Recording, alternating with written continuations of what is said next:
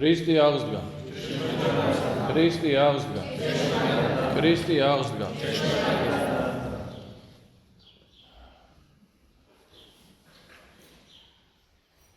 დავით მეფსალმუნე იყო გამორჩეული მამამთავარი ძველი აღთქმის და წერილში იცოდნენ ებრაელებმა, რომ ქრისტე ძე დავითისად იწოდებოდა. და დავითის შთამომავლობაში, ყოვლადწმინდა ღვთისმშობელი დავითის შთამომავალი იყო და მის შთამომავლობაში განხორციელდა ქრისტე ღვთისმშობლისგან ხორცი შეისხა. სულისაგან წმინდისა და მარიამისა და დავით მეფსალმუნე იყო დიდი მამამთავარი და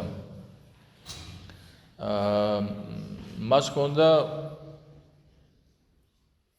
ძალიან ღრმა ჭვრეტა ღმერთის დიდი წინასწარმეტყველი იყო, აი ქრისტეს ჯვარც მას აღწერს, წარმოიდგინეთ 10-12 საუკუნის წინ დავით მეფსალმუნე განხრიტნეს ხელნი ჩემი და ფეხნი ჩემი და კვარცა ჩემსაზე და განიგდეს წილი. ნახეთ, აი ესე პირდაპირ წინასწარმეტყველებს და დიდი წინასწარმეტყველი იყო და მისი ფსალმუნი მთლიანად სიბრძნეა, მთლიანად ღვთისმჭვრეტა არის, მთლიანად სინანულის გამოხატულება არის და ერთ-ერთ ფსალმუნში ამბობს დავით მეფე, ნუ განმაგდებ მე პირისა შენისაგან და სულსა წმინდასა შენსა ნუ მიმიღებ ჩემგან.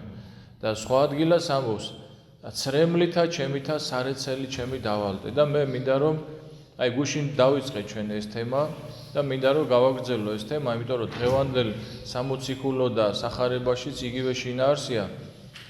აი ჩვენ მაგალითად ძალიან ხშირად ჩვენი ყოველი ქმედება, აი წარმოიდგინეთ, აი დილა რო გათენდება, ყოველი ჩვენი მოქმედება ან სულიწმინდის მადლს გარდამოავლენ ჩვენზე, ან და ჩვენ კარგავთ სულიწმინდის მადლს. და როდესაც ჩვენ კარგავთ სულიწმინდის მადლს, ჩვენ მწუხვართ.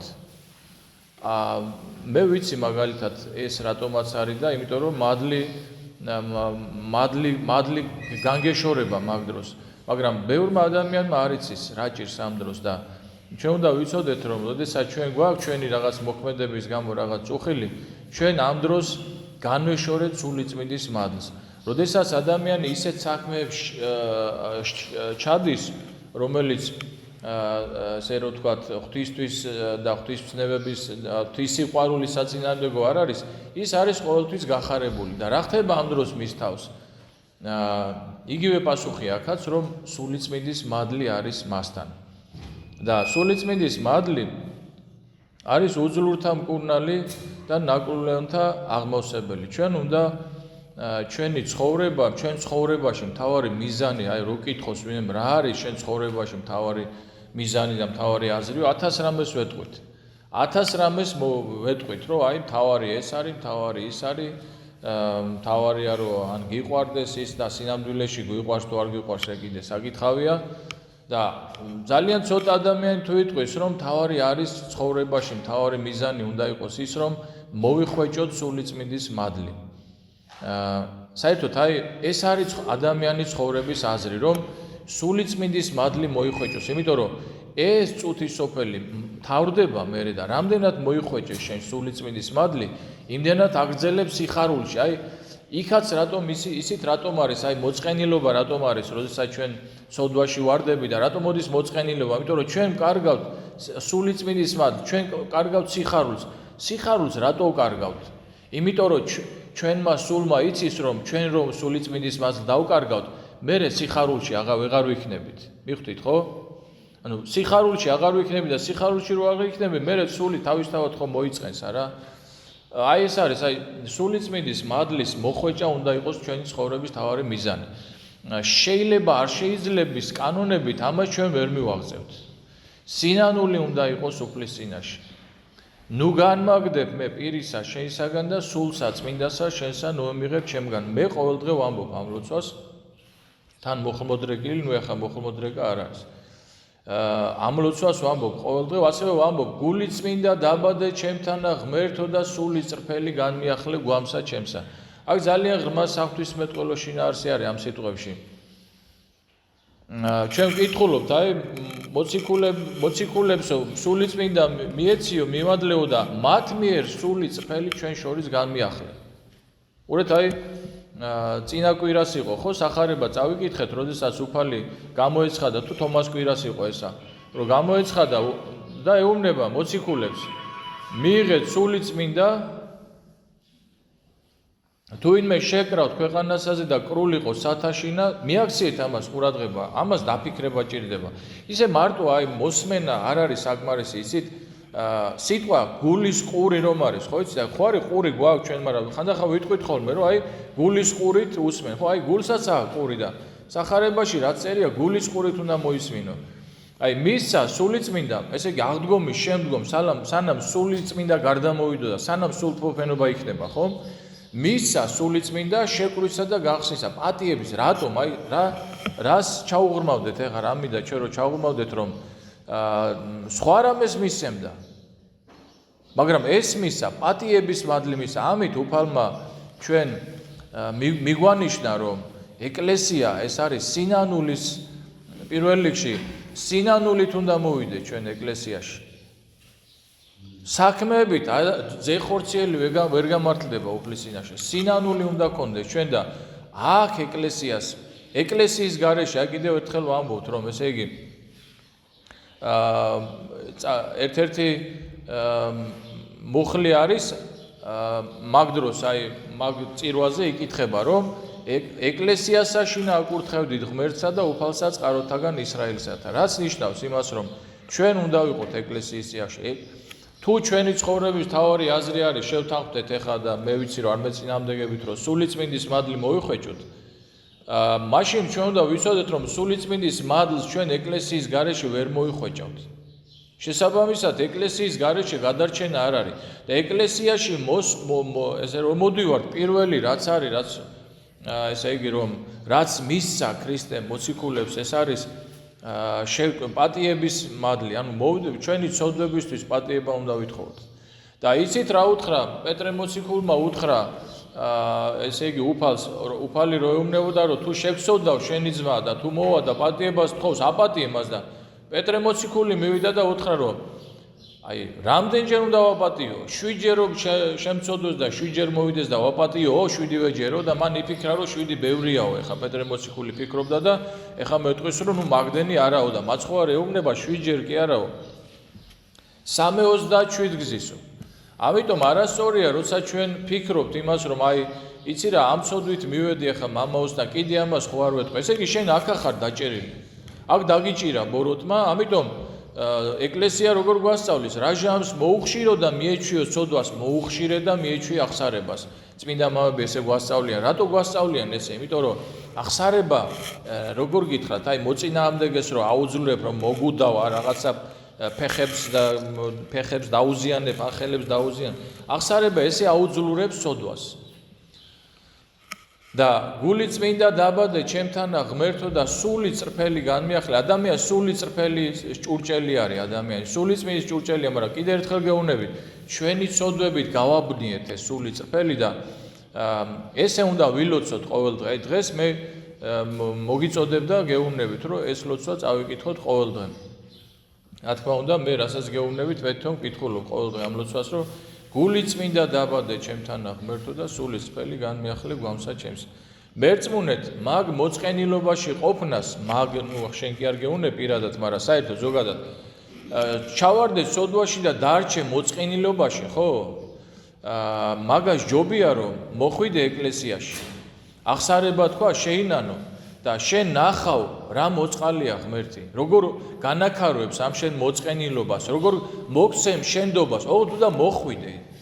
აი აქ რო არ მოვდივართ, როგორ გითხრათ, აი ადამიანი ავად რო არის სად მიდის? საავადმყოფოში არ მიდის? ხო და ჩვენ ავად ვართ. ადამიანი ავად გახდა. ადამი ცოდვით რო ცოდვა რომ ჩაიდინა ადამმა, მთელი ადამის მოდგმა ავად გავხდით ჩვენ. და ეს სულიერი საავადმყოფო არის სწორედ ეკლესია. ნუ რა ვინ უფიქრობს იმას, რომ აი იცი ახოლმე თქვა ვიღაცაზე იტყვა, აი ამას რა უნდა ეკლესიაში? ამას უნდა ზუსტად ეკლესიაში. ეკლესია საავადმყოფო არის, სულიერი ავადობის სახლია, სადაც ჩვენ ვიკურნებით.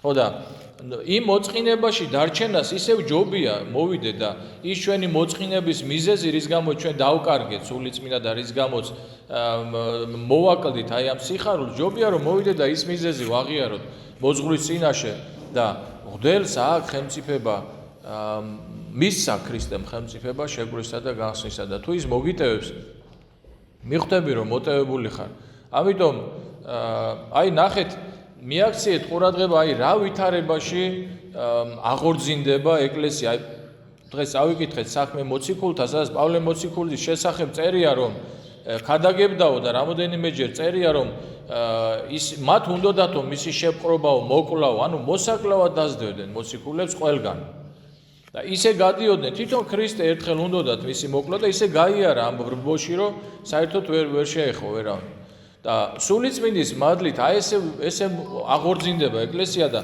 მე როცა აი ამ მოგვითხრობს ლუკა მახარებელი საქმე მოციქულთაში როგორ დევნიდნენ პავლე მოციქულს როგორ უნდათ მისი მოკლა და მე ბოლო მუხში ამბობს ესეთ რამეს ხოლო ეკლესიანი იგი ყოველთა მათ ადგილთა ჰურიასტანისათა და გალილეისათა და სამარიისათა ეგნეს მშვიდობით შენი და წარმართებული შისა უფლისას მიუხედავად იმისა რომ პიროვნულად ესე იდეუნება ეკლესია და სახარებაც იგივე წავიკითხეთ ჩვენ დღეს რომ უფალი ეუბნება რომ მოვა დრო რომ თქვენი მკვლელიო ეგონებაო რომ სხვერპლი შესწირა ღვთისაო მაგრამ მიუხედავად ამ დროისა და ამ ვითარების ეკლესია აღორძინდება რომ აი ეს არის სულიწმინდა და საყვარელო იცი აი ეკლესიაზე ესე სასწაულებრივად მოქმედებს სულიწმინდა რომ ამ ვითარებაში რომ ეკლესია ძლიერდება და აღორძინდება შენ წარმოიდგენ რომ პიროვნებაზე ადამიანზე როგორ სასწაულად მოქმედებს ამიტომ ჩვენ უნდა ყოველდღე აი ხა რო გითხოთ მე თქვენ რომ აი გაიხსენე ის დღე რომ შენ ფიქრობდი რომ სულიწმინდა რომ დაკარგე და ამის გამო რომ წუხდი ფიქრობთ ამაზე ხო აი ეკლესიამ თუ არ გვითხრა თუ არ მიგვინიშნა ამას ადამიანმა არ იცის რომ მოწყენილია იცის რომ წუხს იცის რომ ცხოვრება ჯოჯოხეთად ექცა იცის რომ უბედურებაშია მაგრამ რა არის მიზეზი ამის არ იცის ეკლესიაში რომ მოდიხარ გეუბნება რომ სულიწმინდა დაკარგე გაგეშორა სულიწმინდა იმიტომ ხარ მოწყენილი იმიტომ ხარ ესეთ მდგომარეობაში აბა სულიწმინდა როგორც კი მოიხვეჭა მე უკვე გახარებული ხარ მე უკვე მშვიდობა გაქვს აი როგორც აი ეკლესია იდევნებოდა მოსაკლავად დასდევენ მაგრამ ეკლესიები მშვიდობით იყვნენ აი ამბობს მახარებელი ხო და ღმერთმა მოგმადლოს ის მშვიდობა რომელი მშვიდობაც ქრისტემ მიმადლა აი ამ სანამ ამ სულიწმინდის ნიშს მისცემდა შეგვრისა და განხსნისა მანამდე რამოდენიმე გზის ეუბნება მშვიდობა თქვენთან აი მშვიდობა მოგმადლოს ღმერთმა იმიტომ რომ ჩვენ ცრუ მშვიდობას ვეძებთ ამ ქვეყანაზე ვეძებთ მერწმუნეთ აი სოლომონ ბრძენი სოფლიოში წარმოიდგინეთ ყველაზე ბრძენი ადამიანი იყო და ასეთი სიტყვები თქვა რომ ყოველსა შინა ზრუნვასა კაცისასა ერთი არის მეტი რაც ნიშნავს იმას რომ შენ რაც არ უნდა იზრუნო რაც არ უნდა იშრომო რაც არ უნდა მოიწყო აქ არ არის ის რასაც შენ ეძებ ეს არის გენეტიკური მეხსიერება ჩვენში 60-ში ვიყავი ჩვენ ფუფუნებაში აქ რო ვეძებთ ფუფუნებას აი რაც არ უნდა ფუფუნება შექმნა და რაც არ უნდა ეცადო შენს გარშემო კომფორტი შეიქმნა ერთი მეტი რჩება მაინც რაც ნიშნავს იმას რომ აქ არ არის ეს და თუ გვინდა რომ დაბრუნდეთ იქ სადაც სიხარული იყო ხო ყოველ დღე უნდა ვევედროთ უფალს ნუ განმაგდებ პირისა შენისაგან და სულ საწმინდასა შენსა ნუ მიღებ ჩემგან გული წმინდა დაბადე ჩემთანა ღმერთო და სული წრფელი განმიახლე გვამსა ჩემსა გულიდან მოდის ყველა უბედურება ამიტომ სულ უნდა ვევედროთ უფალს რომ გული წმინდა დაბადე ჩემთანა ღმერთო და სული წრფელი განმიახლე გვამსა ჩემსა სანამ ადამიანის პირი გამოთქვავს სანამ ადამიანის ხელი იმოქმედებს ადამიანის რომელიმე სასნობელი იმოქმედებს მანამდე გულიდან მოდის ეს ყველაფერი და ამიტომ უნდა ვევედროთ უფალს რომ გული წმინდა დაბადოს ჩვენთან და სული წრფელი განმიახლოს გვამსა ჩვენს ამინ